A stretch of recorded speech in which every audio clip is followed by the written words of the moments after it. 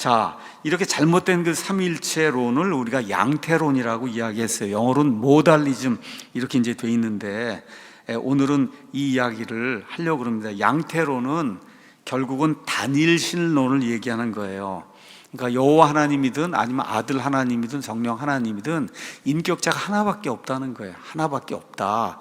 이걸 주장하는 게 이제 양태론입니다. 그래서 이 사람들의 주장을 이렇게 풀어 설명하면, 성부 하나님이 직접 육신을 입고 예수로 와서 십자가에 죽고 부활하여 오순절에 그분이 성령으로 오셨다는 거예요. 성부 하나님이 다 하는 거예요. 성부 하나님이 직접 육신을 입고 예수님이라는 분으로 이 땅에 온 다음에, 그 다음에 부활한 다음에 이제 오순절에는 성부 하나님이 또 성령 하나님으로 이 땅에 오시게 된다. 이거 이제 주장하는 거거든요. 그러니까 동일한 한 분의 인격, 아니면 그걸 위격이라고 얘기하는데, 하나님이 세 가지 양태라는 건 모양이라는 거예요. 모양으로 나타나 시간적인 차이를 두고, 구약 성경에는 아버지 하나님으로, 지상에 여기 예수님 오셨을 때 33년 반 동안은 아들 하나님으로, 그 이후에는 성령 하나님으로 시간적인 간격을 두고 다른 형태로 이 하나님이 나타났다. 한 분인데, 이렇게 이제 주장을 하는 거예요.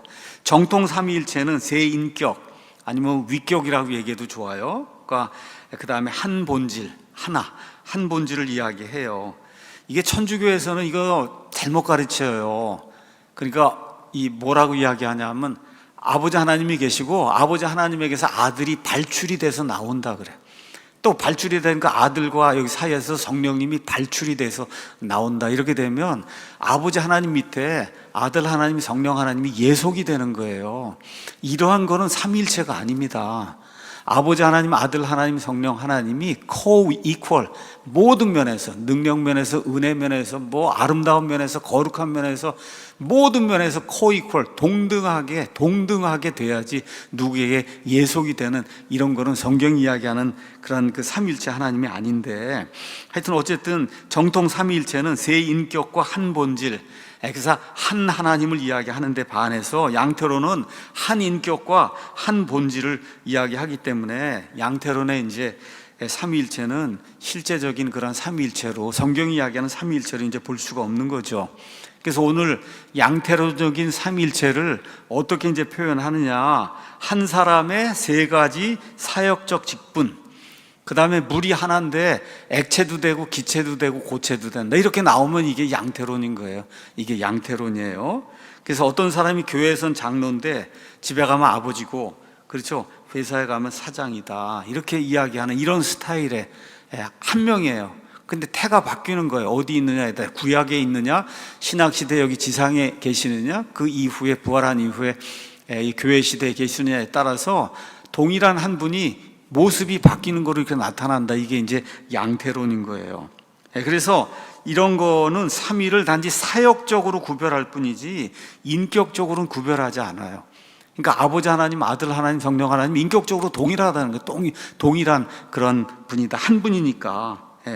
그 다음에 동일한 물이 기후나 조건에 따라서 수증기가 되기도 하고 얼음이 되기도 하고, 그 다음에 액체 상태의 물이 되기도 하고, 이런 것도 양태론적인 이와 같은 이해다. 왜? 동일한 물이 세 가지 형태로 나타나기 때문에. 자, 왜 목사님들이 이렇게 설명을 하냐? 교회 가면 삼위일체만큼 설명하기 어려운 이와 같은 교리가 없어요. 이렇게 이제 하다 보니까 많은 목사들이 소양이 없고 공부를 안 하고 이렇게 이제 하다 보니까 제일 쉽게 설명할 수 있는 게 그거예요. 내가 교회에서 목사하고 집에서는 아버지고 내 아내에게는 남편이고 이렇게 되듯이 하나님이 그렇다고, 이렇게 설명하는 게 어느 면에서 제일 쉬우니까 그와 같은 이런 그 쉬운 방법을 이제 택한 거고, 말 그대로 왜 그러냐, 공부를 안 해서 그런 거예요. 유대 크리스찬적인 이런 신학적인 소양이 없어서 그런 거다.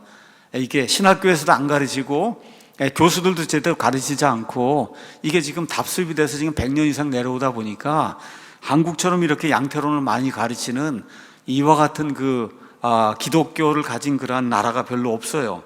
우리나라에서는 다수의 목사들이 양태론을 가르칩니다. 성락교회 귀신론 김기도 목사의 베레아는 이단인데, 여러분이 가셔서 네이버에 가서 김기동 목사 양태론 뭐 이렇게 해갖고 뭐 수제자 뭐 이렇게 해서 하면 여기서 배출된 그 목사들 명단이 지난번까지 떴는데 지금 어떤지 모르겠어요. 네이버 등에서 찾아보면 유명하다는 목사들의 다수가 한때 김기동 목사의 지도를 받았다. 김기동 목사가 본인이 얘기한 거예요. 이 사람이 다 내 밑에서 공부한 그런 사람들이다. 그런데 김기동 목사가 양태론을 가르치니까 이 배웠다고 한 사람들도 그대로 가서 양태론을 가르쳐요. 제가 오늘 그냥 여러분이 집에 가셔서 네이버에 양태론하고 이거 치시면은 그러면 이제 글이 쭉 뜹니다. 그래서 오늘 거기에 나와 있는 제일 위에 나와 있는 글하고 그 다음에 가장 최근에 나온 글이 그래도 여러분이 이해하기 쉬울 것 같아서 7일 전에 블로그가 이제 하나 떴는데 블로그 제목이 별이 빛나는 밤에 블로그 제목이 그 다음에 그 블로그의 글의 기사가 연세중앙교회 윤석전 목사 양태론이다 이렇게 이제 돼 있습니다. 자, 이분의 글을 제가 이제 읽어보겠습니다. 윤석전 목사는 삼위일체 이단교리 중 하나인 양태론을 설교합니다.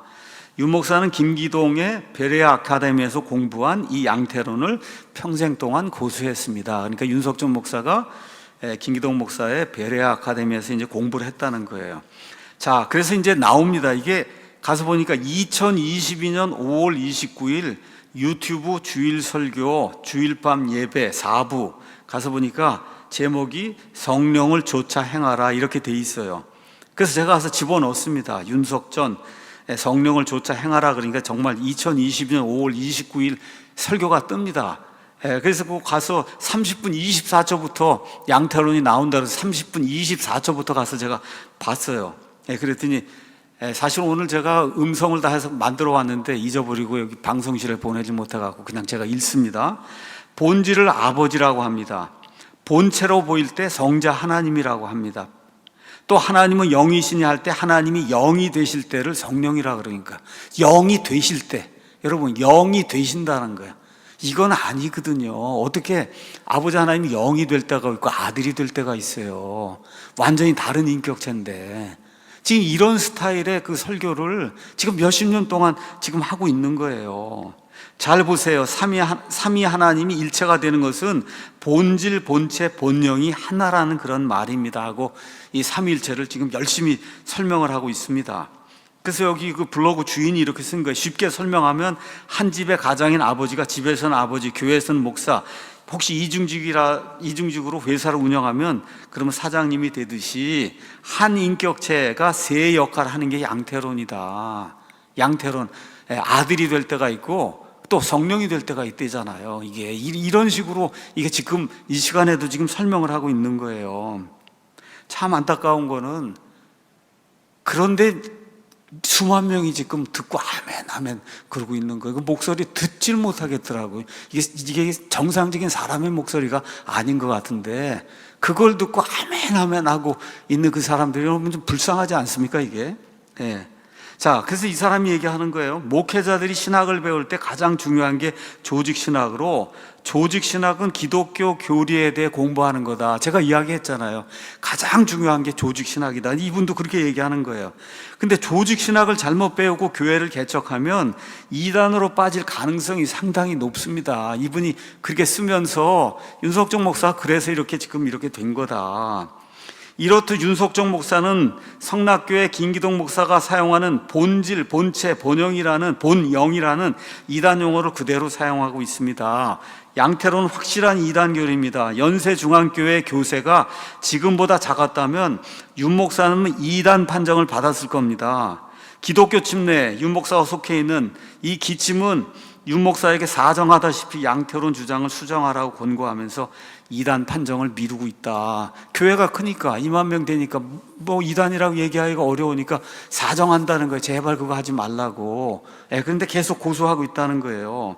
윤 목사 본인은 수정할 생각이 없습니다. 다음으로 윤석전 목사가 유난히 강조하는 게 귀신론입니다. 귀신론을 지나치게 강조해서 일상에서 일어나는 모든 안 좋은 일을 귀신과 마귀의 방해라고 설교합니다. 병을 고치는 것도 병원을 찾아갈 일이 아니라 귀신을 내쫓아야 한다고 말할 정도입니다. 이거 역시 이단으로 규정된 성락교회 김기동 목사에게 신학을 배운 영향입니다. 그러니까 지금 귀신론, 양태론 이게 다 김기동 목사에게 이제 배운 건데, 김기동 목사는 이걸 어디서 갖고 왔냐? 다 개혁 성경에서 그대로 갖고 온 거예요. 개혁 성경에서 그대로 갖고 온 거다. 아까 봤잖아. 하나님 한 분이라고 써 있잖아요, 성경에. 하나님이 한 분이니까 귀신들로 믿고 떤다고 귀신이 나오지 않습니까? 그러니까 김기동 목사를 탓할 게 아니라 개혁 성경에 문제가 있는 거예요. 김기동 목사는 성경에 있는 대로, 개혁 성경에 있는 대로 신실하게 믿은 거. 그렇게 안 믿은 목사들이 성경대로 안 믿은 거예요, 실제로. 자, 1992년 장로교 통합 77회 총회에서는 김기동 목사의 삼위일체론은 양태론이라고 이단으로 이제 규정을 했거든요. 왜 이러한 저질스러운 이러한 것들이, 이런 양태론 같은 게 한국교회에 이제 많이 파급이 돼 있냐? 적어도 100만 명 이상은 이런 데 다 영향받아서 삼위일체 설명하라고 하면 뭐 물, 고체, 기체, 액체 다, 또 아버지, 남편, 그거 사용해서 이게 삼위일체를 설명하거나 하면 나머지 90%는 모른다고, 어떻게 설명할지 모른다고 그렇게 얘기하거든요. 왜 이렇게 되느냐? 신학이 실종했기 때문에. 실종돼서 없어요, 신학이. 왜 그래요? 성경이 오역이 되어 있기 때문에 그거 그대로 믿으면은, 그러면 그렇게뿐이 볼 수가 없고, 또 그렇게 하면 그게 아니라는 건 또 어디서 어렴풋이 들었거든요. 양태로는 아니다. 그러니까 이러지도 못하고 저러지도 못하는 이런 일이 생기는 거예요. 결국은 무슨 문제냐? 목사들의 지적 수준이 함량 미달이다, 그 얘기예요. 그런 사람들이 신학교를 가서 신학을 한다고 하고 영어를 읽지 못하는데 어떻게 이 신학을 제대로 파악을 해서, 여러분 한국말로 적혀있는 그런 그 신학책들 지금 이게 다 이렇게 적혀있는데 하나님 한 분이라고 적혀있고 한데, 이거를 수백 번 읽어봐야 어떻게 이걸 가지고 삼일체 교리를 확립할 게 있어요. 다 그렇게 적혀있는데, 다 그렇게 적혀있어요. 다시 말씀드릴게요. 디모데전서 2장 5절 개역성경, 하나님은 한 분이시다. 그렇죠. 야고보서 2장 9절 내가 하나님은 한 분이신 줄 믿느냐? 잘하는도다. 너무 잘한다는 거. 하나님의 한 분으로 믿는 게 귀신들도 믿고 떤다. 개역성경 이스라엘아 들으라, 우리 하나님 여호와는 오직 유일한 여호와다. 아버지 하나님밖에 없다. 이렇게 성경이 기록이 되어 있기 때문에 이걸 벗어나기가 어려운 거예요. 성경이 교과서고 성경이 기초기 때문에. 자, 마태복음에 가서 보면 예수님께서 침례를 받으시고 곧바로 물속에서 올라오실 때 보라, 하늘들이 그분께 열렸으며 하나님의 영께서 비둘기같이 내려와 자기 위에 내려 앉으시는 것을 그분께서 보셨는데, 보라, 하늘로부터 한 음성이 나서 이르시되 이 사람은 내 사랑하는 아들이라 내가 그를 매우 기뻐하노라 하시니라. 이렇게 돼 있잖아요. 아버지 하나님 저 하늘에 계시고 성령을 하나님 이렇게 내려오셔서 예수님께 이렇게 오고, 예수님 지금 요르단강에 이렇게 침례를 받아 이렇게 있잖아요. 그렇죠? 이게 한 분이면 이게 이런 쇼가 어디가 있습니까? 그렇죠. 그러면 아버지 하나님이 저 위에서 복화술로, 하나님이 여기, 예수님이 여기 있는데 저 위에 복화술로 너는 내 사랑하니라 이렇게 막 얘기해야 되고, 하여튼 예수님이 어떻게 쇼를 해갖고 비둘기도 되고 뭐 이래갖고 마술도 하고 이래갖고 내려와야, 그래야 지금 되는 거잖아요.